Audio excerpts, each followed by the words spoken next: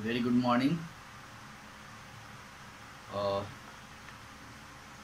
आज हम लोग चैप्टर 8 जो है द टीज, ठीक है, 8 द टीज, और इस चैप्टर का वर्ड मीनिंग हम लोग करेंगे आज, ठीक है। तो सबसे पहले जो वर्ड है टीज, TEASE, टीज का मतलब क्या होता है? चिढ़ाना, है ना। टीज मीन्स चिढ़ाना, टीज मीन्स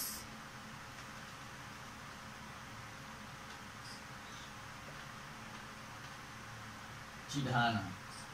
ओके, तो ये जो पोएम है इसमें जो वर्ड्स हैं उसको हम लोग आज लिखेंगे।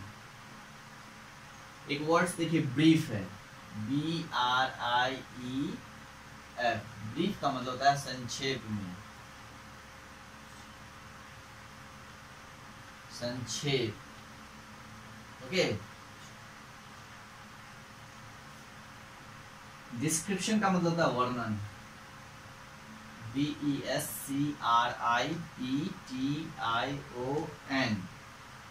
यानी वर्णन। Okay, The Tease is a beautiful poem written by Lillian Holmes. It gives a brief description of the wind. Wind का मतलब तो जानते हैं, हवा। Wind means हवा। Okay. The speaker has mixed feelings, यानी feeling, FEELING। feeling का मतलब होता है भावना, भावना। Okay. Feeling means भावना।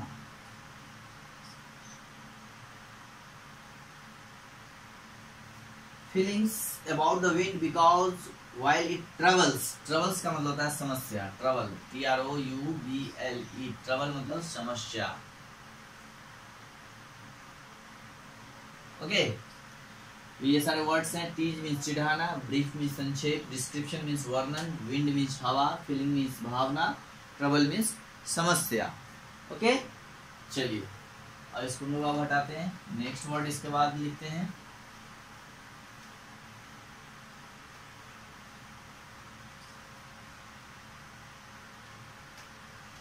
ट्रबल,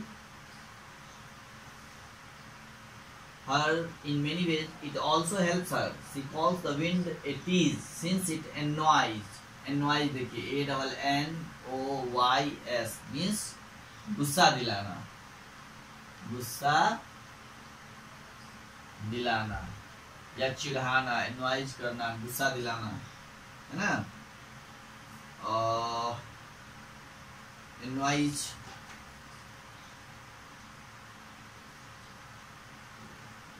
नेक्स्ट वर्ड है सीजिंग। सीजिंग यानी सीज वर्ड से बना है, SEIZE, सीज। सीज का मतलब होता है छीनना या जब्त करना,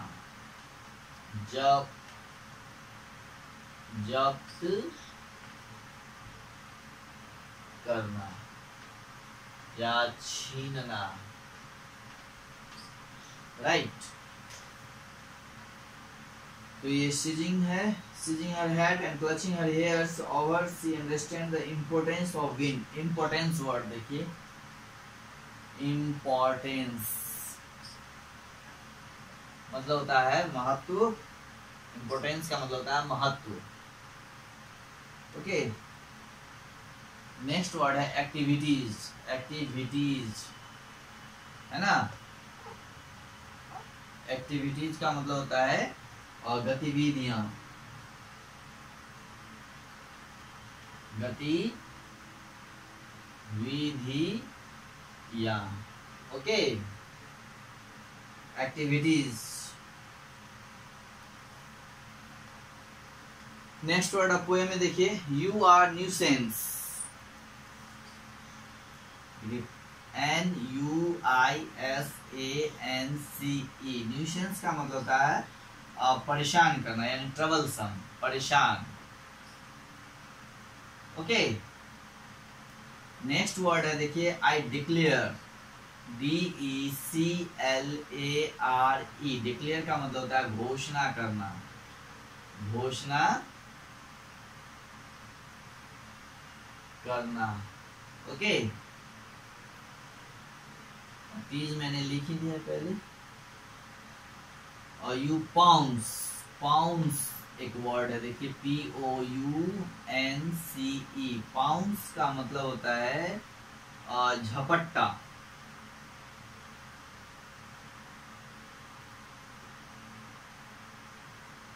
पाउंस मीन्स होता है झपट्टा, राइट। एनवाइज मीन्स गुस्सा दिलाना, ANNOYS। ओके, नेक्स्ट वर्ड है seize, SEIZE, seize, seize means होता है जब्त करना या फिर छीनना। ओके, नेक्स्ट वर्ड है इम्पोर्टेंस, IMPORTANCE, इम्पोर्टेंस का मतलब होता है महत्व। नेक्स्ट वर्ड है आपका एक्टिविटीज, ACTIVITIES, एक्टिविटीज मीन्स गतिविधियां, right. Next nuisance, NUISANCE means परेशान यानी ट्रबलसम। डिक्लेयर, DECLARE, डिक्लेयर का मतलब होता है घोषणा करना। ओके, नेक्स्ट वर्ड है पाउंस, POUNCE, पाउंस का मतलब होता है झपट्टा, राइट।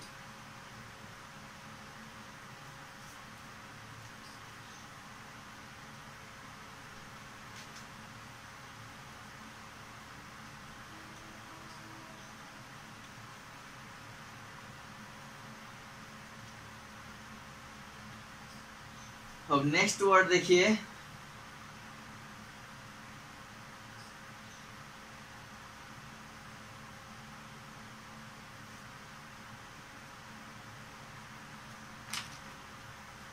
एक वर्ड है नॉट्स,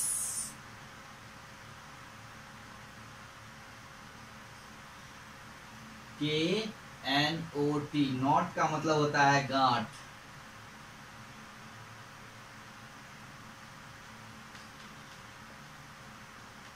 ओके, नॉट मीन्स गांठ।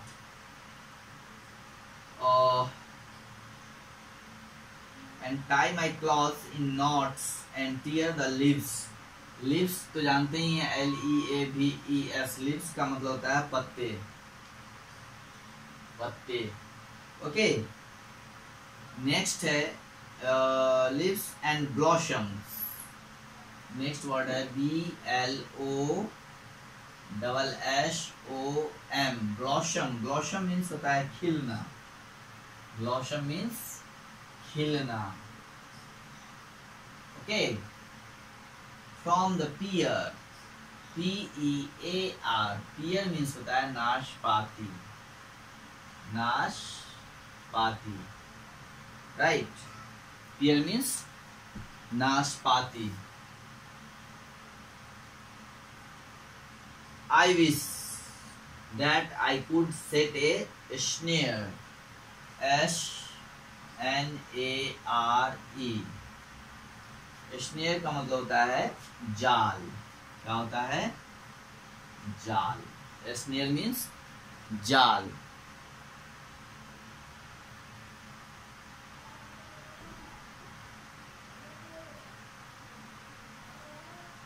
To catch you but I would not dare, dare का मतलब होता है हिम्मत। नेक्स्ट वर्ड देखिए DARE, डेयर, डेयर मीन्स हिम्मत, डेयर मीन्स हिम्मत। But I would not dare, for tough, for though you tease me I declare, O wind if you were never. अब देखिए नेक्स्ट वर्ड है नेवर, इसको मिटाता हूं, KNOT, not, not means गांठ, LEAVES, leaves means पत्ते, blossom, blossom means होता है खिलना, है ना, BLOSSOM। नेक्स्ट वर्ड है पियर, PEAR मीन्स नाशपाती, स्नेयर, SNARE, स्नेयर मीन्स जाल, DARE, डेयर, डेयर मीन्स हिम्मत। ओके,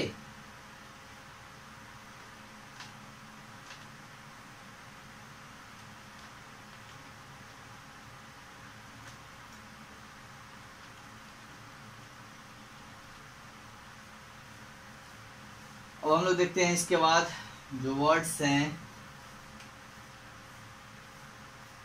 नेवर, NEVER मतलब कभी नहीं, कभी नहीं, never. There I don't think I could manage quite, manage, MANAGE, manage means होता है प्रबंधन, प्रबंधन, ओके। QUITE means काफी, quite, ओके। नेक्स्ट है काइट, काइट मीन्स होता है पतंग, राइट, काइट मीन्स पतंग। तो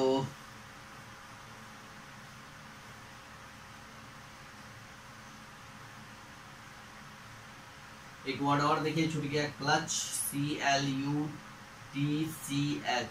क्लच का मतलब होता है पकड़, या फिर चंगुल भी हो सकता है, चंगुल है ना, शिकंजा भी हो सकता है।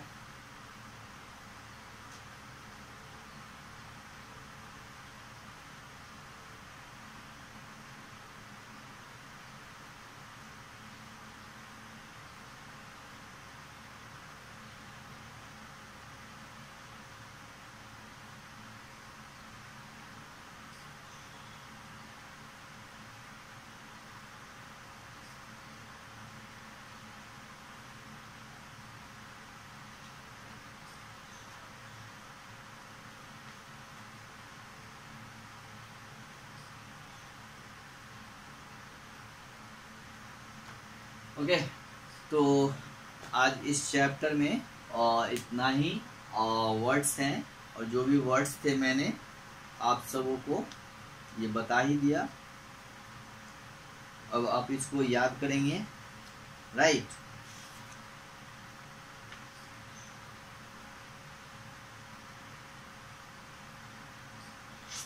अब हम लोग नेक्स्ट क्लास में new chapter meeting the little Prince इसको पढ़ेंगे, और इसको पढ़ने से पहले हम लोग इसके जो वर्ड्स हैं उसका फिर मीनिंग लिखेंगे, फिर उसके बाद इस चैप्टर को पढ़ेंगे, right.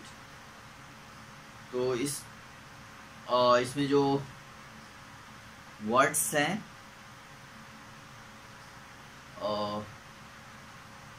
Meeting the little Prince, मैं एक बार पढ़ रहा हूँ इस चैप्टर को और रिसाइट कर रहा हूँ, ठीक है।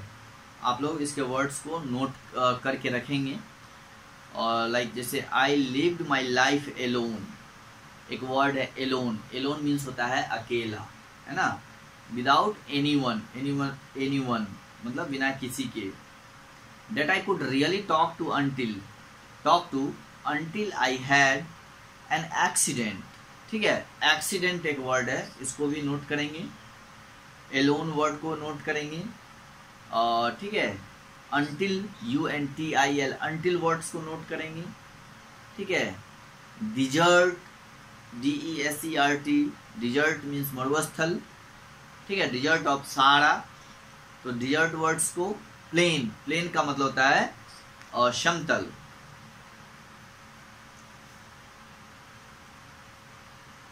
And as I had with me neither a mechanic nor a passengers, एक वर्ड है neither nor, ठीक है। तो neither nor के बारे में हम लोग जानेंगे, तो neither लिख लेंगे। मैकेनिक है, और passengers मीन्स यात्रा, ठीक है। attempt मीन्स प्रयास करना, attempt वर्ड्स नोट करेंगे। difficult, repairs, scarcely, enough, ठीक है। तो ये सब जो वर्ड्स हैं ये आप अपने नोटबुक में नोट डाउन करेंगे। The first night then I went to sleep the sand thousands miles, miles word है, इसको भी आप नोट करेंगे। From any human habitation, habitation word है ना, the act of living in a particular place. I was more isolated, isolated word है, isolated means होता है far away from the other people, यानी दूसरों से अलग होना, काफी दूर होना, मतलब अलग रहना। Shipwrecked sailor on the raft in the middle of the oceans, thus you can imagine, imagine words note करेंगे। माई अमेजमेंट, अमेजमेंट वर्ड्स आप नोट डाउन करेंगे, ठीक है। At sunrise when I was awakened, है ना, AWAKENED, अवेकेंड, इनको भी read करेंगे, नोट करेंगे, ठीक है। By odd little voice it said, if you please draw me a sheep, what, draw me a ship.